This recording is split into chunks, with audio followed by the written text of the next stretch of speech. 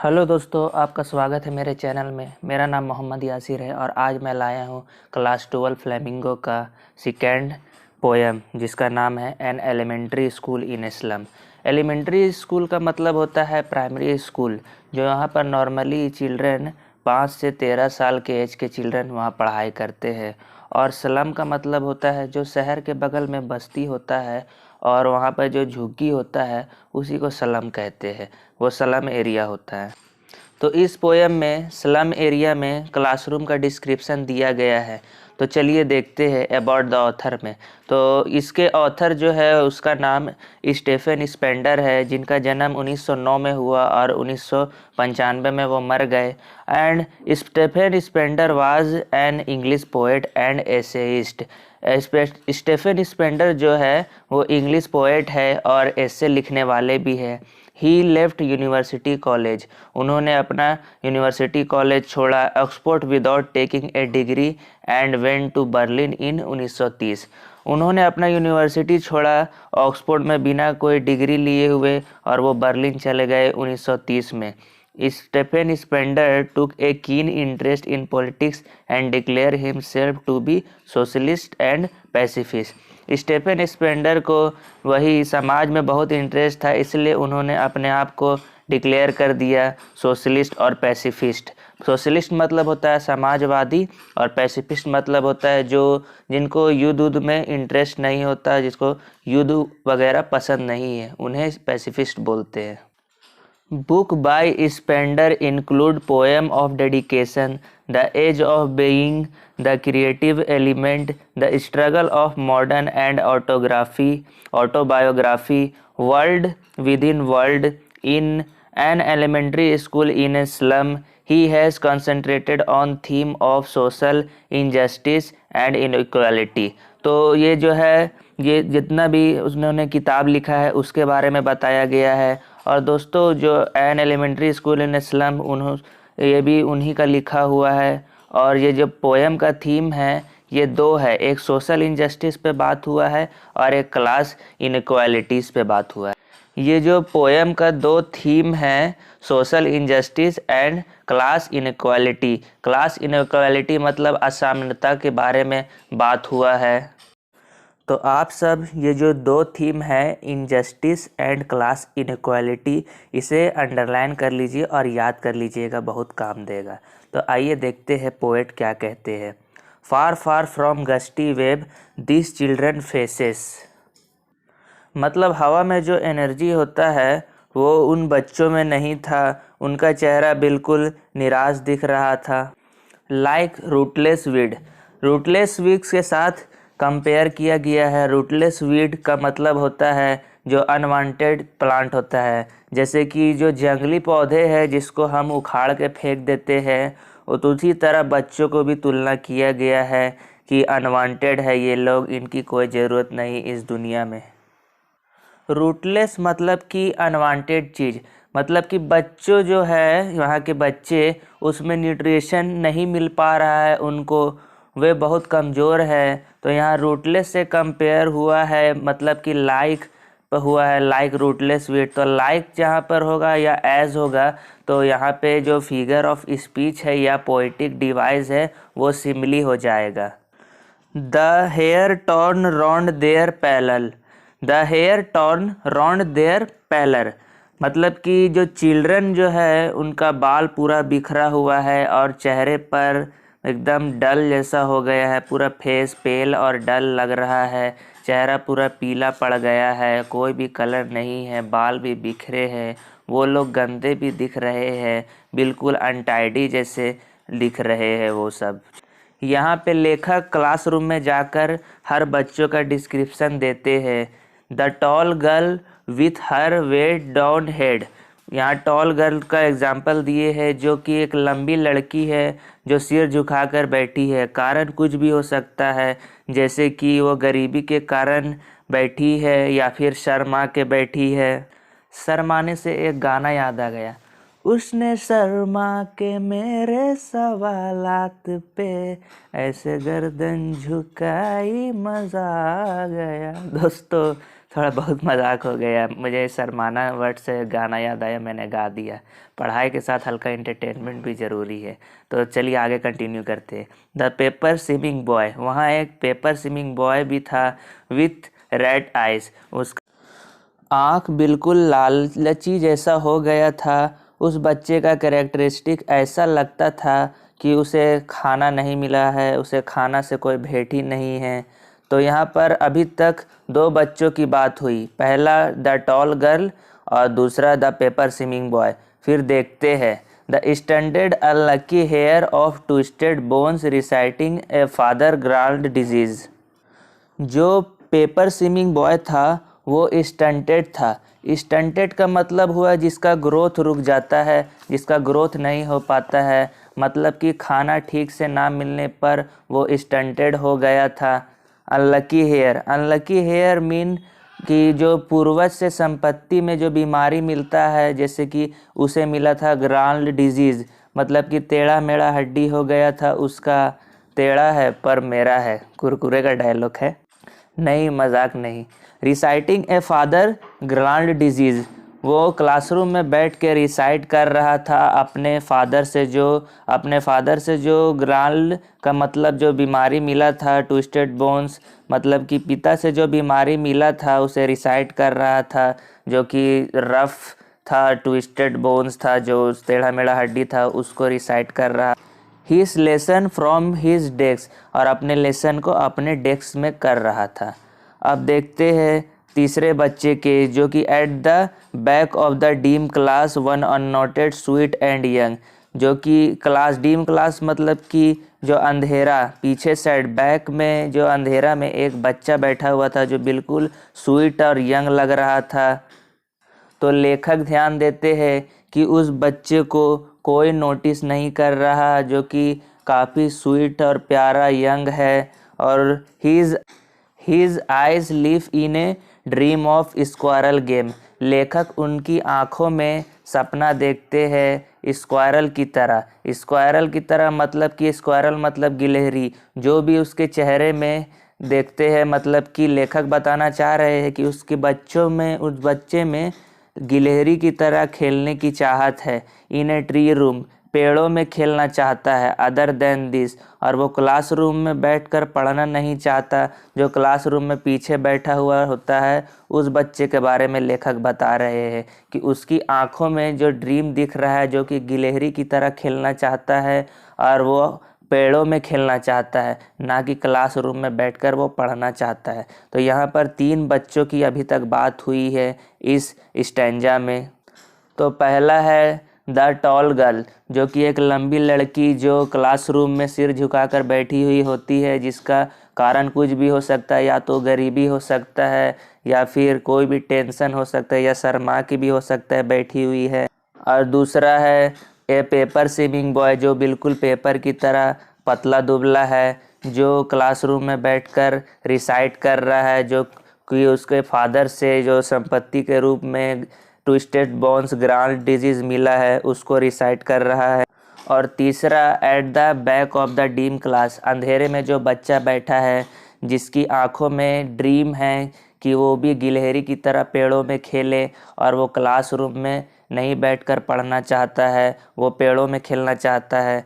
तो यहाँ पे 3 बच्चों की इस स्टेंजा में बात हुई है। उम्मीद है ये स्टेंजा आपको क्लियर होगा। तो आइए दूसरा स्टेंजा पढ़ते हैं। ऑन शोर cream walls donation Shakespeare head.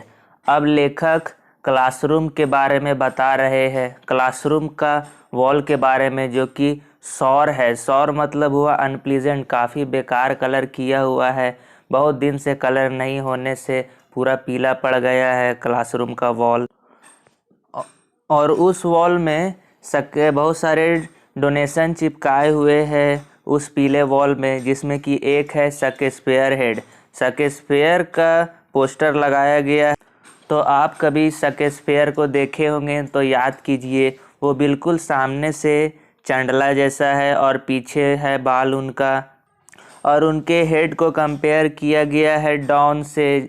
Cloudless at dawn मतलब कि अर्ली मॉर्निंग, जो मॉर्निंग में आप लोग देखे होंगे कि क्लाउड में, आसमान में बिल्कुल क्लियर दिखता है, उसी में हेड को कंपेयर किया गया है, वो भी बिल्कुल क्लियर है बिना बाल के।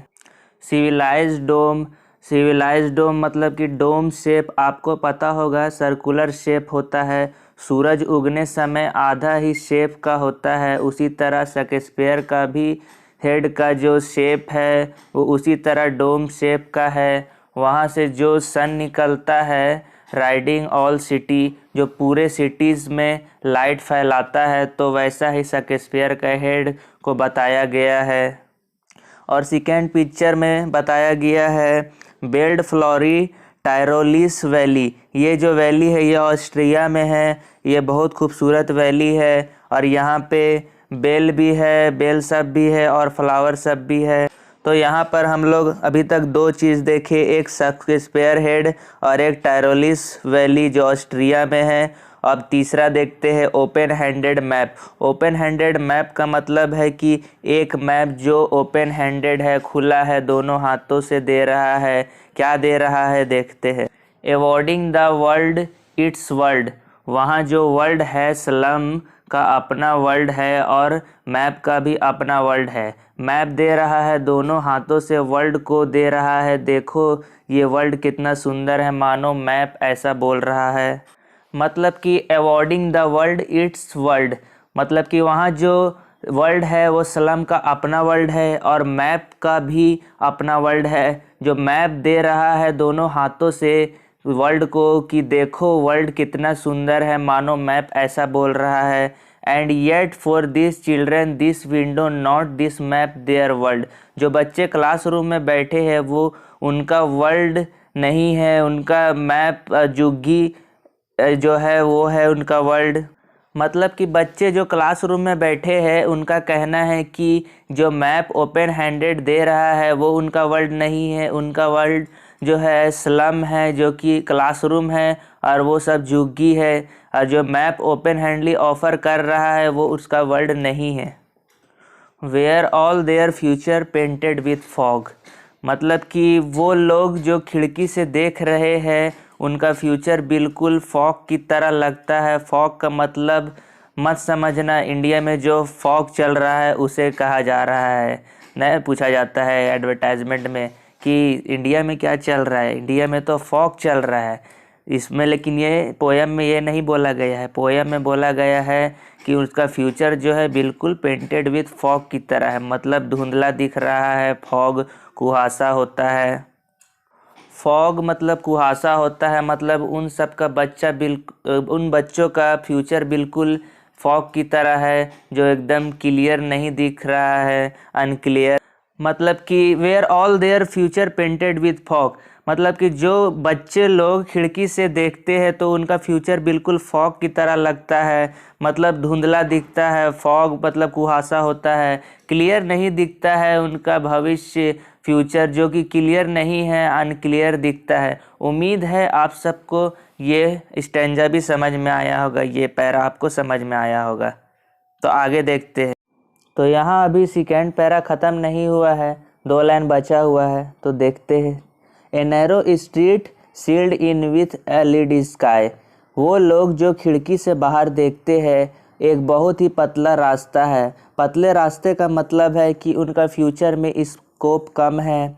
Sealed in with a lead sky, मतलब कि रास्ता तो कम है, साथ ही साथ आसमान भी अंधेरा है। Far far from river capes and stars of world, मतलब कि उनका वर्ल्ड नदियों से काफ़ी दूर है। कैप्स का मतलब होता है कोई कोस्टल एरिया और नदी के किनारे वाला जगह, और वहाँ से ज़मीन का कुछ हिस्सा नदी में निकला है तो उसे निकलते हुए हिस्से को कैप्स बोलते हैं। स्टार्स ऑफ वर्ड्स, मतलब कि उनके लिए जो तारा जो है वो सिर्फ शब्दों में है। एक और मीनिंग निकलता है, बच्चों का क्लासरूम में पढ़ाया नहीं जाता, बच्चों को क्लासरूम में पढ़ाया नहीं जाता, बेसिक टर्म भी नहीं पता, तो भारी से भारी कहाँ से पता होगा, वह भारी ना आसान पता होता है बच्चों को, तो ये सब से वो काफ़ी दूर है ये बच्चे लोग। तो लेखक इस लाइन में यही बताना चाहे हैं, तो आइए देखते हैं। Third para. Surely Shakespeare is wicked, the map a bad example. मतलब कि जो मैप है बच्चों के लिए बैड एग्जाम्पल है और शेक्सपियर विक्ड है। शेक्सपियर एक लेखक थे जो रॉयल चीज़ों के बारे में लिखते थे, उनकी कहानियों में राजा रानी हुआ करती थी। बच्चों के लिए शेक्सपियर वीक है, दुष्ट इंसान है और मैप बैड एग्जाम्पल है, इसलिए मैप में दिखाया गया है। मैप बैड एग्जाम्पल इसलिए है क्योंकि मैप में ये सब चीज़ दिखाया गया है। With ship and sun and love tempting them to steel.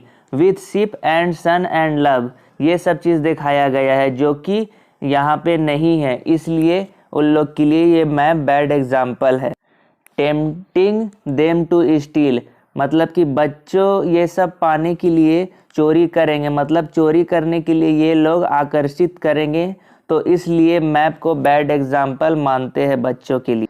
Map bad example है बच्चों के लिए। तो for live that slyly turn in their cramp hole, मतलब कि बच्चों का लाइफ जो है वो सिलीली है। सिलीली मतलब कि सीक्रेटली है, चुपके से उनका जीवन है, जो कि क्रैम्प होल मतलब कि काफ़ी कम जगह होता है, वहाँ होल्स होता है। होल्स को कंपेयर, झुग्गी को होल्स से कंपेयर किया गया है। इनका जो झुग्गी है उन्हें होल से कंपेयर किया गया है, जो कि शाम होते होते अपना बिल में डूब जाते हैं। From fog to endless night, फिर सुबह उठते हैं तो फॉग होता है, आसमान धुंधला होता है, और दुनिया तो एंडलेस नाइट, और रात में भी तो ऐसा हो जाता है जैसे कि एंडलेस रात अंत होने का नाम ही नहीं लेता। ऑन देयर स्लैग हीप, मतलब कि स्लैग मतलब होता है वीक, तो इनका काफ़ी कमज़ोर शरीर है। This children wear skin peeped through by bones, ऐसा लगता है कि बच्चे चमड़ा को पहने हुए हैं, अपने चमड़े को पहने हुए हैं। पीप्ड थ्रू बाय बोन्स, ऐसा लगता है कि स्किन है और उसमें हड्डी निकला हुआ है, मतलब मांस का बहुत कमी है उनके शरीर में। एंड स्पेक्टेकल्स ऑफ स्टील, और ये जो चश्मा पहने हैं वो स्टील का है जो काफ़ी भारी है। विथ मेंडेड ग्लास, मतलब कि स्पेक्टेकल में जो ग्लास है वो मेंडेड है, मतलब प्योर नहीं है, रिपायर किया गया ग्लास है, उस टाइप का चश्मा पहने हुए हैं बच्चे।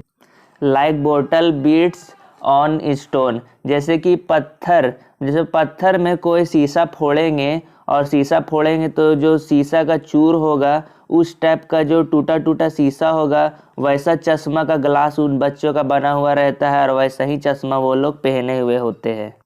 All of their time and space are foggy slum, लोगों का पूरा टाइम जो है फॉगी स्लम में रहने का जगह है, धुंधला स्लम में रहना है इन लोगों को। So blot their map with slum as big as doom, तो लेखक बोलते हैं जो मैप क्लासरूम में टंगा हुआ है वो बैड एग्जाम्पल है, उस मैप में ब्लॉट कर दो, मतलब निशान लगा दो इन स्लम का भी जो एग्जिस्ट करते हैं, लेकिन वो मैप में दिखाया नहीं गया है। As big as doom, doom मतलब डेथ होता है, मतलब ये स्लम में रहना डेथ के समान है, तो इनको भी पॉइंट आउट कर दो, मैप में दिखा दो कि मैप में लेखक ये चीज़ बोल रहे हैं। तो आइए अब देखते हैं लास्ट पैरा की ओर, क्या इसमें कहा गया है। Unless governor inspector visitor this map become their window and this Windows, तो इन लोगों का जो ये मैप है जो वर्ल्ड ऑफर कर रहा है, असली वर्ल्ड जो बाहर का वर्ल्ड है, डेवलप वर्ल्ड है, तो ये जो वर्ल्ड ऑफर कर रहा है ये इन लोगों का अपना मैप होगा अगर गवर्नर और विजिटर इंस्पेक्टर इन लोगों के लिए कुछ करेंगे तो। And this window that shut open there live like catacomb, ये जो खिड़कियाँ जो है ये अभी कैसे काम कर रही है, इनके लाइफ को बंद कर कर रख दी है। लाइक कैटाकॉम्ब, कैटाकॉम्ब मतलब सीमेट्री, मतलब अंडरग्राउंड प्लेस जहाँ लाश को दफनाया जाता है, हम कब्र भी कह सकते हैं, उस एरिया को कैटाकॉम्ब कहते हैं। जो ये खिड़कियाँ जो इन्हें पूरी दुनिया को इनकी दुनिया को बंद कर कर रखी है। Break O break open till they break the town and show the children to green field. ये गवर्नर और इंस्पेक्टर को, विजिटर को लेखक बोल रहे हैं, इनको निकालो यहाँ से। Till they break the town, इनको रास्ता दो तो वे कहाँ पहुँचेंगे? ब्रेक द टाउन यानी रीच द टाउन, मतलब टाउन में पहुँचेंगे। And show the children to green field, और बच्चों को दिशा दो कि वो हरे हरे मैदान और नेचर से मुलाकात करा दो। And show the children to green field, और बच्चों को दिखा दो हरे हरे मैदान, इनको नेचर से मुलाकात करा दो। And make their world run azure on gold sand, और इनका जो वर्ल्ड है खोल दो रास्ता ताकि ये लोग भी कहाँ पहुँच पाए? अज्योर। अज्योर मतलब deep blue colour. Blue colour का सिंबलाइज करता है, क्या सिंबलाइज करता है? Freedom, loyalty, wisdom. तो ये लोग कहाँ चल पाए? गोल्ड सैंड, मतलब कि अच्छे रास्तों में और अपना तरक्की की, मतलब कि अच्छे रास्तों में और अपना तरक्की कर पाए।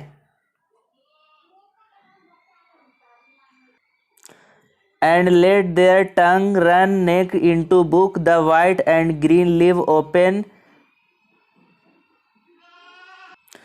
History their whose language is the sun, और इन लोगों को मौका दो ताकि ये लोग भी पढ़ पाए वाइट कलर के बुक, मतलब कि जो नॉर्मली जो बुक होता है वो बुक ये लोग पढ़ पाए। और ग्रीन लीफ सिंबलाइज, मतलब ग्रीन लीफ जो है सिंबलाइज करता है नेचर को, ताकि ये लोग नेचर को भी समझ पाए। History their whose language is the sun, लेखक ये बताना चाह रहे हैं, ये बहुत बढ़िया लाइन है, हिस्ट्री उन्हीं का हुआ है जो सन की तरह चलना जानते हैं, इतिहास में उन्हीं का नाम रोशन हुआ है। तो उम्मीद करते हैं दोस्तों वीडियो पसंद आया है तो लाइक कर दीजिए, दोस्तों में शेयर कर दीजिए, और इसी तरह अपडेट पाने के लिए हमारे चैनल को सब्सक्राइब कर दीजिए। धन्यवाद।